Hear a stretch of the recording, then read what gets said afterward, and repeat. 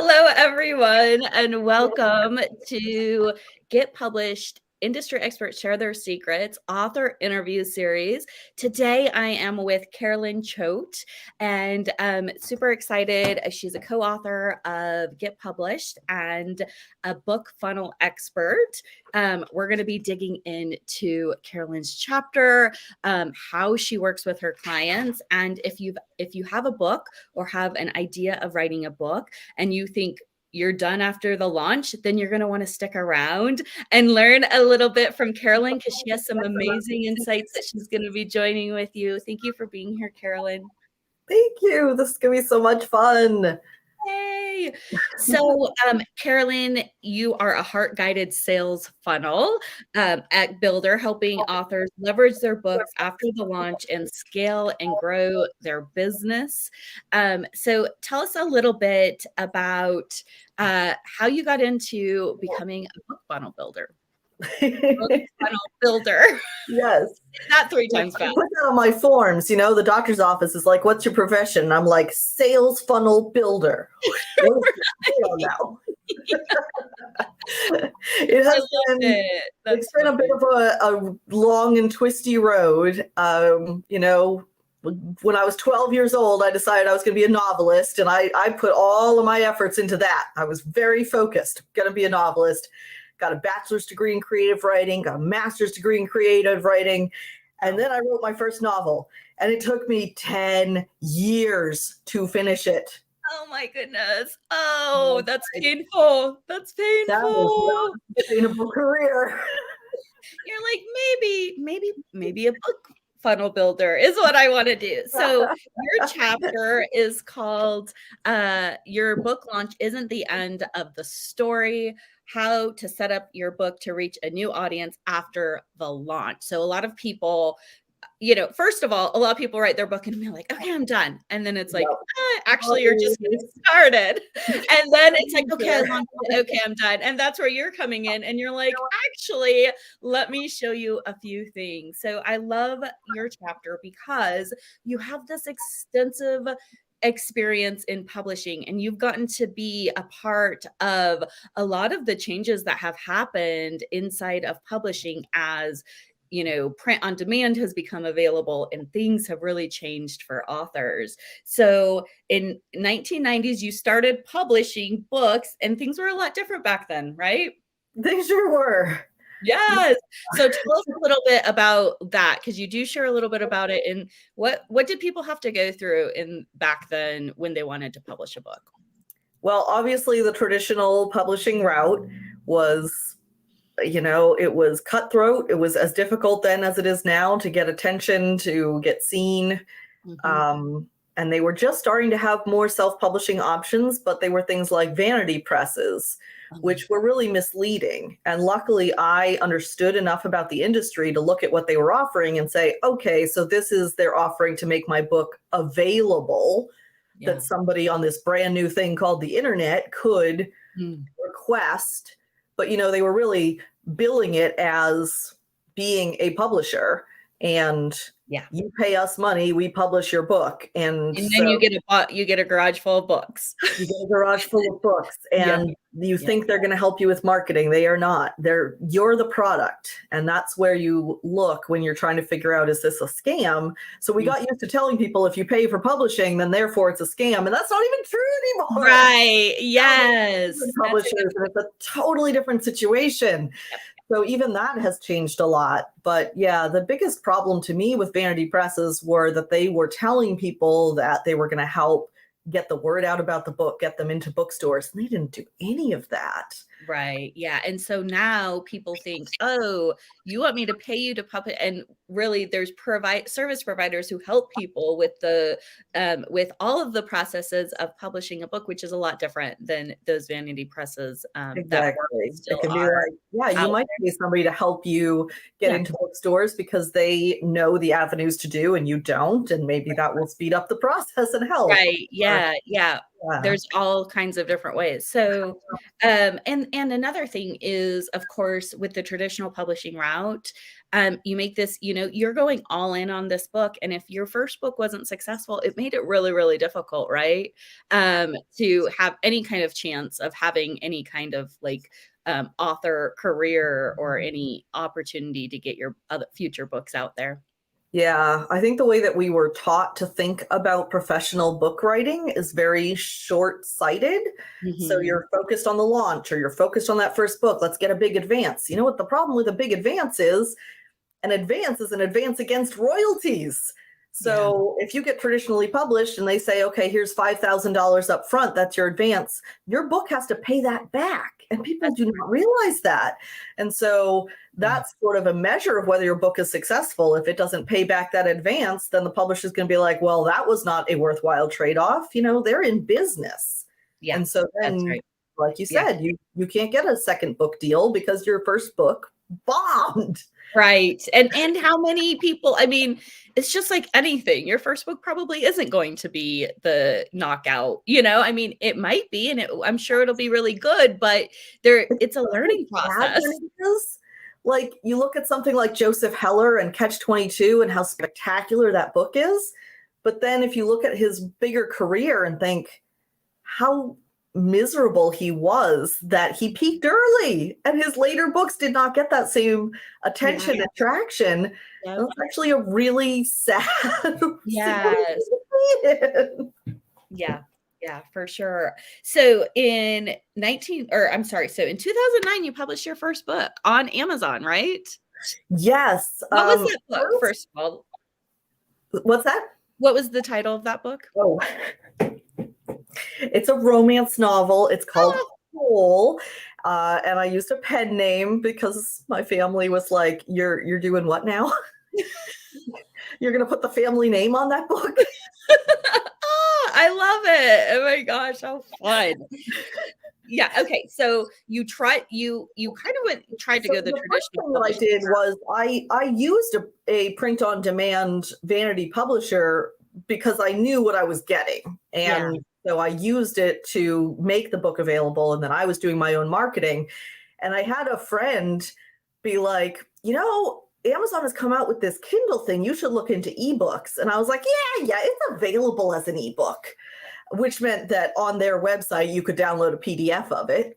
Right. Totally did not take it seriously. Yeah. So when I finally did put it up on Kindle, it was like, oh my gosh, it made such a huge difference. Right. And you're like, oh, this is what this is all about. And so things started shifting, not just for you, but for other authors. And you really started recognizing the potential for people. So when did you actually start getting into book building funnel or book funnel? So it's easy to tell this story as though it was this straight shot journey. It was so simple to go from, oh, I published a book. Actually, I really enjoy the marketing of books. But that Mhm. idea scared me because authors Mm. aren't supposed to like marketing. Yeah. Marketers are those evil people who care about money. And so I was very resistant to the idea that I liked the marketing. So I backed off of that. I realized I couldn't write fast enough to publish only my own books. So I started getting other people's books. I started getting books of my friends and publishing theirs. But I didn't really know anything about running a business. I didn't know when to reach out for help. And so I ended up completely overwhelmed and gave up. And then Mm. I was like, oh, what am I going to do with my life? And I became a secretary, and then I became a test proctor, and then I became a cashier at the grocery store. And I was so miserable at these jobs. My soul was dying. And I was like, I'm going to be a stay at home mom. I'm going to be so good at that. Spoiler, I was not so good at that. I mean, it's so relevant to so many women. I mean, I really don't know anyone who hasn't had these kinds of like, what am I doing? Where's my purpose? Oh no, it's not that. Oh gosh, what am I supposed to do? So absolutely can Really relate. hard road. So I was, I was 34 with my first child, and I was like, I'm bored at home. I can't stop hustling. I'm doing little things like taking surveys for pennies. And I learned about what funnels were. Mhm. And I realized that I had always had an instinct for funnels because that original book that was on Kindle, I had set it up in basically what is a funnel, and it still made sales. I was Wow. not actively promoting it. You just naturally did it. You're I just like, "This naturally makes did it. sense." It was already there. It was already happening. It was making a few sales every month with zero promotion, completely passive income. And people say passive income, like, oh my gosh, you were making, I was like, yeah, I mean, $25 a month in passive income. But you But can see still, the it was potential. showing you. Yeah, you see the Mhm. potential. But Yeah. that's with one book with a targeted audience. It was very niche down so that when people searched for that niche, they were going to find my book. And Mm. that's still the case. You know, it's 13 years later, that book still sells and Yes. sells without me doing anything active. Wow, I love that. That's amazing. So And I really so, leaned into it. I like funnels, but I also thought, oh, this is so natural. This makes sense. This path, like, oh yeah, that makes sense. It's so yeah, obvious. yeah. And so for a long time, I didn't realize that not everybody could look at a business and see how the funnel could flow. Not that many people actually. Well, Not I was just not everybody, but it's not Yeah, like and a lot it's of just people something I try to. have a gift for. So I was like, okay, I'm like 36 years old, and this is the first time I've ever felt talented at anything in my whole life. It just Yay! changed my world. Mm. I think it's so good to like mention. I just want to say this right here because this is a book about writing and publishing, but I think it's so important to say that a lot of times we take for granted the things that are come really easy to us, and we're like, "Oh, everyone can do that," and usually they Mhm. can't. And so then we undervalue it. We don't sell Yes. ourselves. We put a low price on it because we think this is so easy.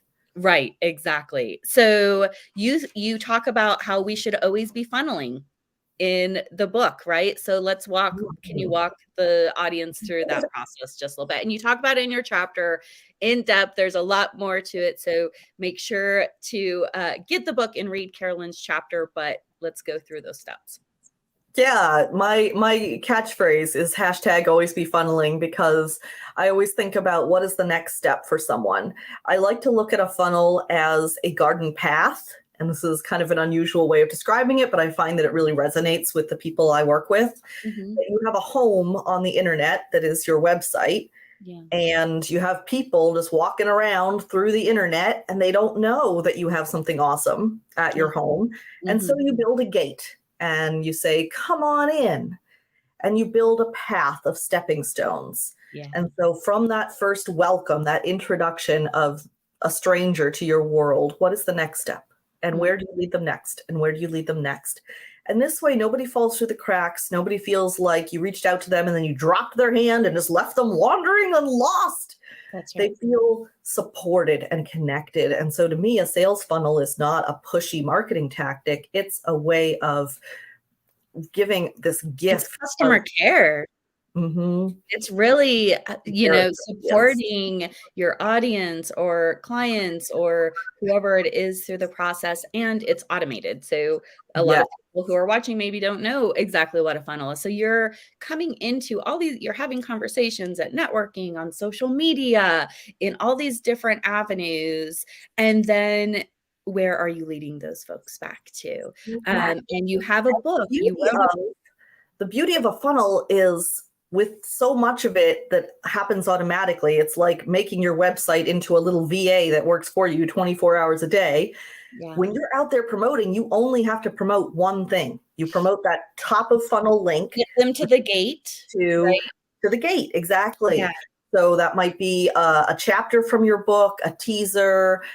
It might be the whole book if you're leading them into a bigger program that the book is based on. And Yeah. you think through what is the one that's best for your audience and for you and your business. There's no one right funnel path. It's the And right you one. talk about that. You talk about how, marketing isn't a one size fits all endeavor, and that's something that's really important to you is to help your clients find kind of what feels in alignment for them. Mhm. Yeah, Definitely. You yeah. know, I tried to do the typical funnel, click funnels experience thing, and I was following along with this coach and doing everything he told me to do, and it would not work. Mm. Well, the thing is, it works for some people Yeah. because those methods are aligned with how they want to do business. It was Mm, not aligned with my values and my heart. And so there was that subconscious resistance going on. yeah. I get real tired of seeing marketers who are like, I have the secret formula, the one key that will open it all.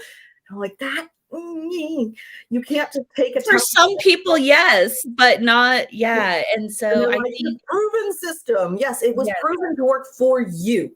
Will it work for this yes, person? Maybe, but yeah, only if it comes from your heart. And yeah, so I want to encourage people, do not be afraid to look at a marketing tactic and go, that is not for me. Be yeah. authentic, be yourself, and people really, really resonate with the authenticity and do things the way that feels right to you. That's what's going to really work. I think that is so it's an astounding message throughout to get published, and the co-authors all are coming from this really heart-centered place and ready to lead authors in this very heart-centered way and help people succeed in this evolving marketplace. So it's such a great thing.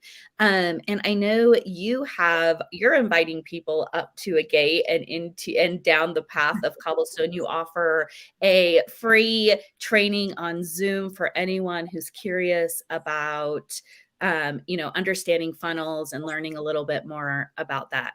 Do you want Yeah. to share So about I'm a service provider. I do a done for you service. And my philosophy is I'll teach you exactly how to do it yourself. I will give you all of the details, everything that you need to do it yourself if that's the route you want to go. If you look at all of the stuff that needs to be done and you go, I don't know if I really have the time or if I really want to be struggling with the tech to make the pieces fit together, okay, I'll hire Carolyn to do it for me. That's So right. I do a class weekly. I might make it evergreen soon, so it might be a replay, but Okay. right now it's still live. And just walking you through exactly what a book funnel looks like behind the scenes and from the point of view of your audience and the tech that you need, what you need to set it up, the important things to consider, all of that stuff. Yeah. And then at the end, it's up to you if you want me to help you with it. Amazing. Go and check it out. You're going to learn a lot. And even if you just pick up that one tip or decide to, have Carolyn support you and have her done for you. I always say I'm not a mechanic, so I don't try to fix my own car. And I think it's a similar thing. Yes, you can. And there's people who do, but there's a lot of people who don't want to. And so I'm a DIYer. I'm like, okay, let me figure it out. I changed the locks on our front door from a YouTube video. My husband did not think I was going to be able to do that. there's people who do it. I mean, you can do things. And so it's like, I think that's really important. Like, yes, you can do it and you absolutely can if you have the time and the ability. Yes. And also, do you want to? It's just kind of one of those things. So, Or would you rather go back to spending more time writing? yeah. And About the focusing automated on building processes, your I tell business you. or spending time with your family or whatever it is. Like, there's a lot of things. And Yeah. that's another great thing about sales funnels because we tell you, oh, well, the book publishing isn't the end of your job. You still got to work, work, work. But once you get this kind of machine and system up and running, you can set it and forget it for the most part, and you'll have freed up a lot of time, and those book sales are just going to be happening in the background. Amazing. Yes. So I have linked up to that offer. So make sure to check that out, as well as some contact information for Carolyn. Check it out. And mark your calendars. May 8th, Get Published Industry Experts Share Their Secrets is going to make its debut. And we are so incredibly excited. And for aspiring authors or established authors and people along the journey, you're going to pick up so many insights, so much valuable information, and be, in a community of amazing people who are really ready to support you in this endeavor. So make sure to mark your calendars for that. Thank you so much, Carolyn. This was such a fun interview. And I hope all of you have an amazing weekend, and we'll talk to you soon.